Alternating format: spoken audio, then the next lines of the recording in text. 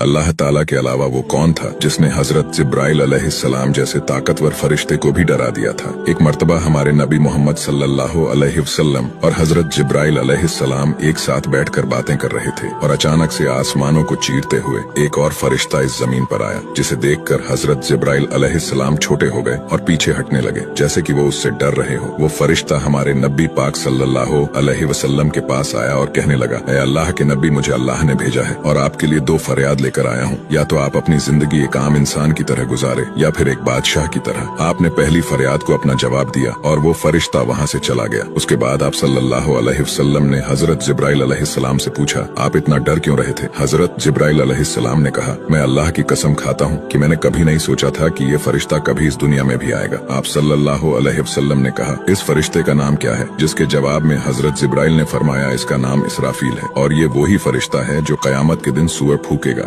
हजरत इब्ने उमर रजी अल्लाह अन्हु के मुताबिक जिस दिन हजरत आदम अलैहिस्सलाम को जन्नत से निकाला गया था, उस दिन उनके साथ 3 नाम और भी थे जो जन्नत से निकले थे। हजरत हव्वा अलैहिस्सलाम, इब्लीस और सांप। ये चारों जन्नत से निकले तो एक साथ थे, लेकिन जमीन में इनको बिल्कुल मुख्तलिफ जगह उतारा गया था। इब्ने उमर रजी अल्लाह अन्हु के मुताबिक हव्वा को जद्दा में, सांप को अस्फहान में और इब्लीस को इराक में। हजरत उमर बताते हैं कि जब इब्लीस को आसमान से उतारा जा रहा था तो उसकी एक हाथ की उंगली दूसरे हाथ की उंगलियों में थी और वो आसमान की तरफ टिकटिकी बांधे घूरे चला जा रहा था। इब्ने उमर कहते हैं कि आदम अलैहिस्सलाम को हिंद में किसी जगह पर उतारा गया था। आप अलैहिस्सलाम के दोनों हाथ घुटने पर थे और सर हल्का झुका हुआ था, जैसे कि कोई इंसान नमाज की हालत में रुकू में जाता है। इब्ने अब्बास रजी अल्लाह अन्हु के मुताबिक जौहर से लेकर अस्र के दरमियान तक का कोई वक्त था जब हजरत आदम अलैहिस्सलाम इस दुनिया में उतरे, तो वो हिंद के एक ऐसे पहाड़ पर उतरे जिसको अरबीक टेक्स्ट में जबले नौज कहते हैं। आदम अलैहिस्सलाम के साथ जन्नत से एक ऐसी हवा भी आई थी जिसने उस वादी को फूलों से भर दिया था और तमाम वादी एक खुशबू से लहर उठी थी।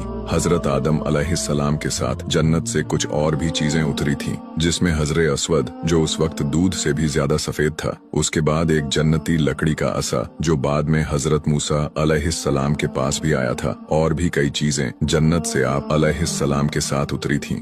रिवायतों के मुताबिक जिस पहाड़ पर हजरत आदम अलैहिस्सलाम को उतारा गया था, उस वक्त आप अलैहिस्सलाम का कद इतना लंबा था कि आप खड़े होकर फरिश्तों की आवाजें भी सुन लिया करते थे और वो जन्नत की हवा को भी महसूस किया करते थे। उसके बाद आहिस्ता आहिस्ता आपका कद घटता चला गया और यहाँ तक कि आपकी वफात के वक्त आपका कद सिर्फ 90 फुट तक रह गया था।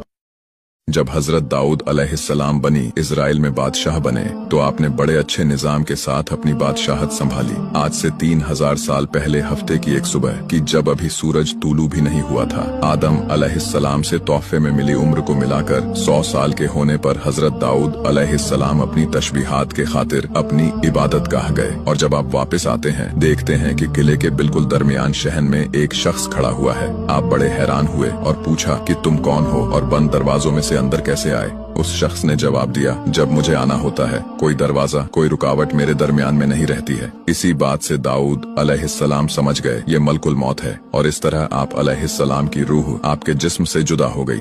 थोड़ी देर बाद जब सूरज निकल आया और धूप उनके जिस्म तक पहुंच गई, उस वक्त उनके बेटों में से एक बेटे ने परिंदों को हुक्म दिया, छाव कर ले, और तमाम परिंदों ने इस तरह छाया कर ली कि छाव कम और अंधेरा ज्यादा महसूस होने लगा। उस शाम आपके जनाजे में बनी इजराइल के टॉप के 40,000 उलमाओं ने शिरकत की थी, लेकिन आपने एक बात पर गौर किया, उसके एक बेटे ने जैसे ही परिंदों को हुक्म दिया तो परिंदों ने इस कदर छाव कर ली कि दिन की रोशनी कम और रात का अंधेरा ज्यादा महसूस होने लगा। लेकिन कौन था इनका ये बेटा?